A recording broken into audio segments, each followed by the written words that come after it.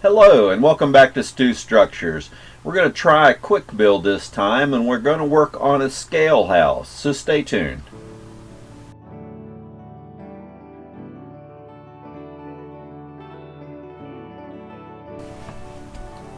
So welcome back to Stu Structures. I'm Mark Stewart.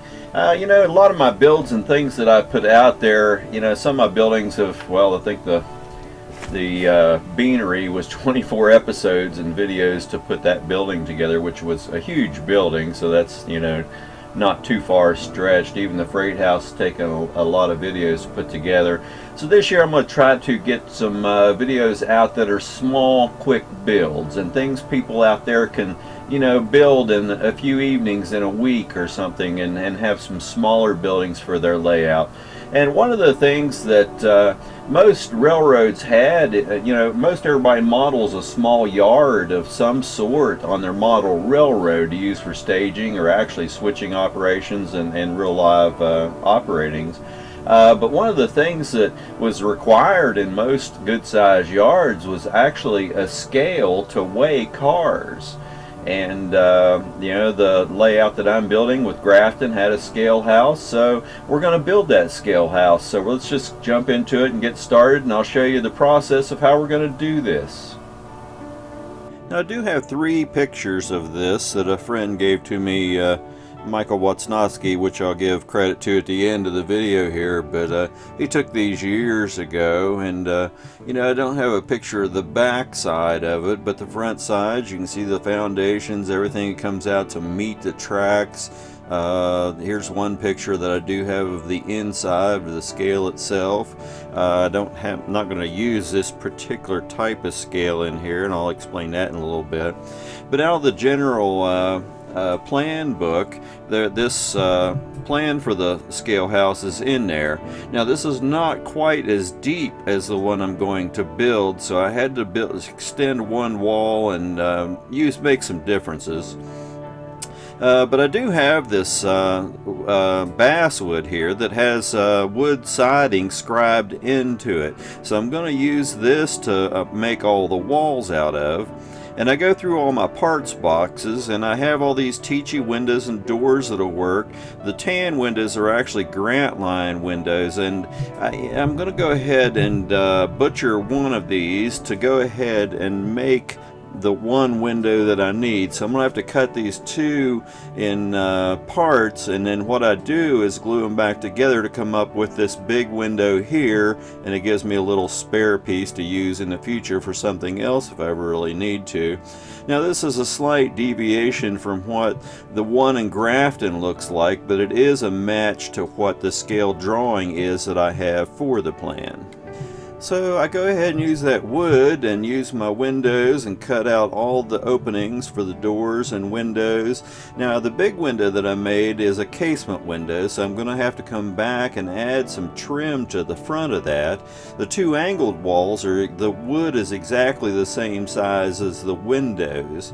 So, once I get that done, I come back and put the basic paint on all the wooden walls and get that prepared. It did slightly warp the wood, but I think I can work that out when I glue it. And then I come back and, after I rattle can paint the windows and doors black outside, I just taped them down to a board and used a rattle can and just painted them, and come back and glue those into the walls. And then using the square, I come through, I had pre-cut all the corners of the walls to 45-degree angles on these, so that I get fairly good corners that meet. And I just use my square. I do the back side first, and then I use some lines on a piece of paper that I drew with 45-degree angles drawn on them to set this on, to set up the front wall and make sure I get the angles right for the front wall. Now, there are some small gaps here and there and stuff like that, but all these upright seams in the walls get wooden trim boards on them, so all that will disappear when I get all that done to that point.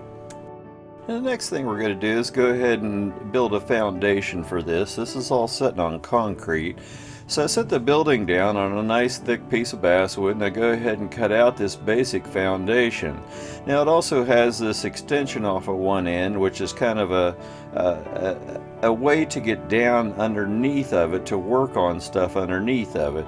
And I go ahead and cut those off at angles and you know, make it sort of a slope top. And then I cut this other piece to mount it underneath, and outside the door there's actually this stoop, which is another layer to the foundation.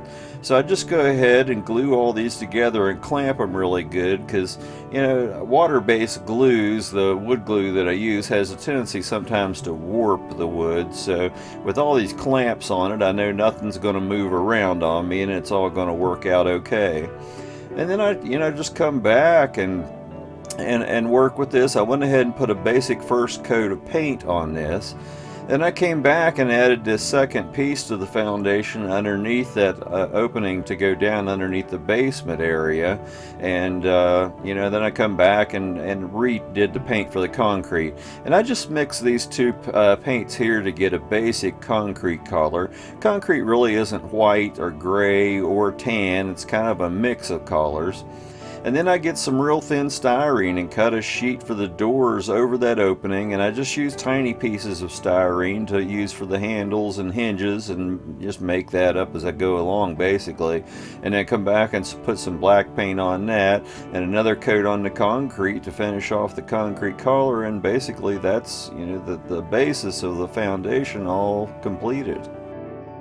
I'm going to come back here and just cut these triangles for the tops of those two end walls. I didn't cut them with the walls initially, so I got to add those on. And then I have this for sale sign plastic here that I'm using for the ceiling in here, and then the roof panels as well. And you know, I've showed you guys all this before. I like saving money, and these for sale signs are cheap. So I just come back and cut the ceiling panel, and I mark it so I know which is the front and back and the top and the bottom, because the building is just a touch out of square. So this way I make sure when I go to glue it, I get it all right. And then to support that, the wall end walls, I need to add some wood stock. So I just go through my box and find this square basswood and cut small pieces. And then when I glue on the triangles, I just glue those down where they meet the walls to give me some support on the sides for the ceiling when I go to glue it in.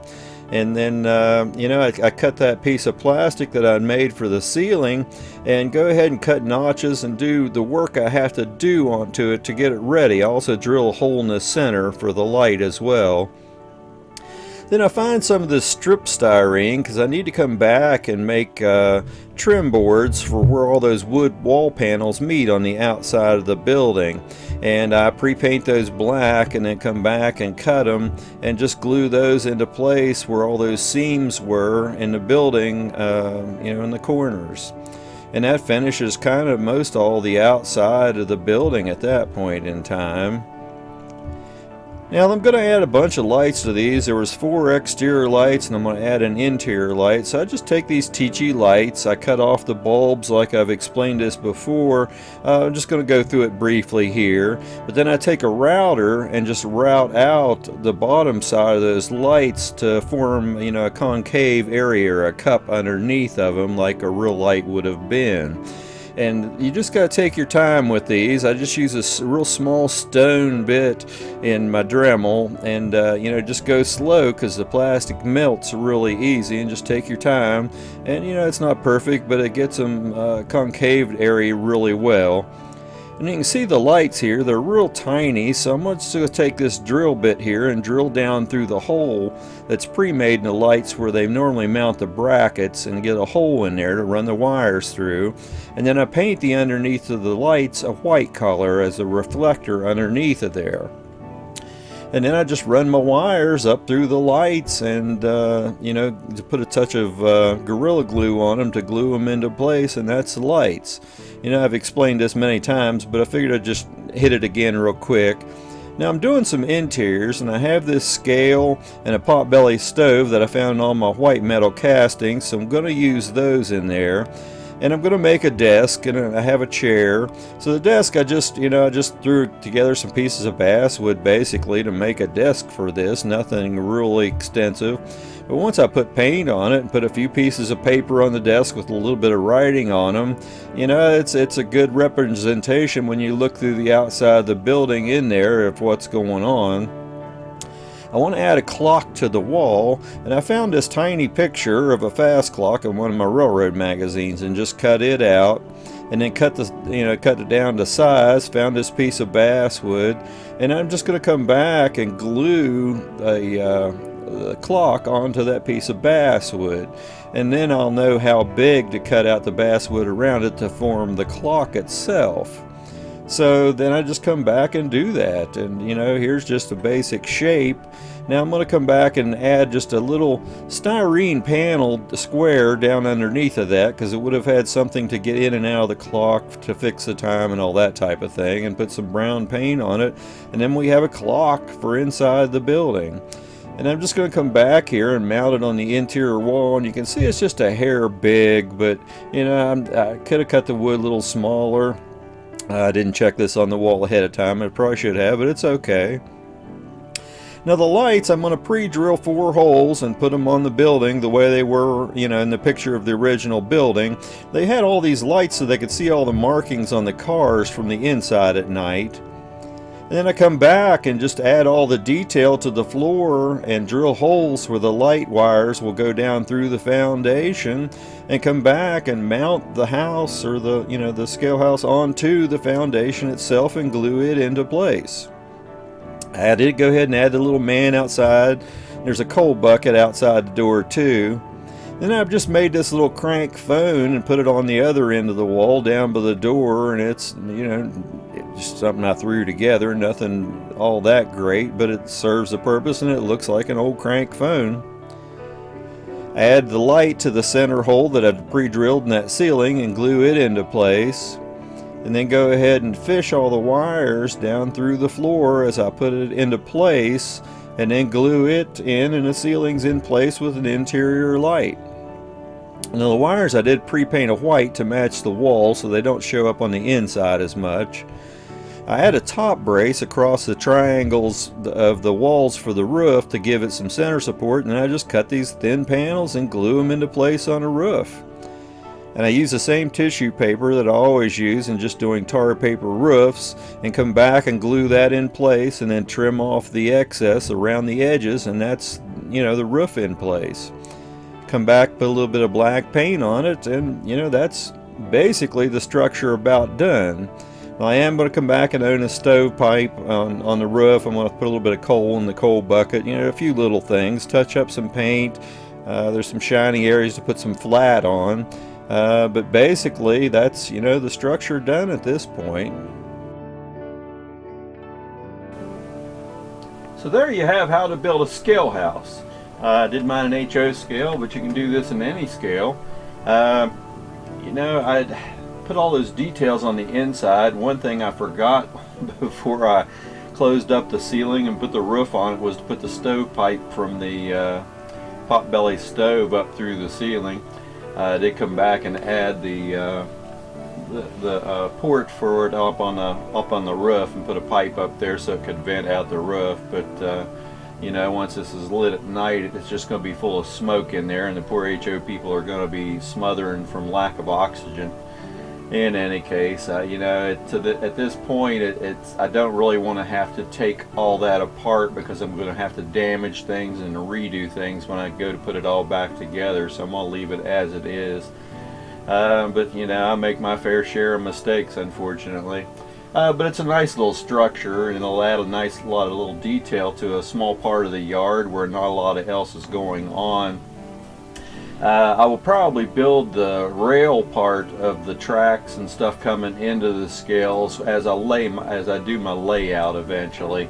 I didn't want to put that on a little scene and do all that and then have to come back and cut track to come in and match it and all that type of thing. So it'd just be better off if I just lay the track for that as I'm doing my layout later on. So that's what I'm going to do.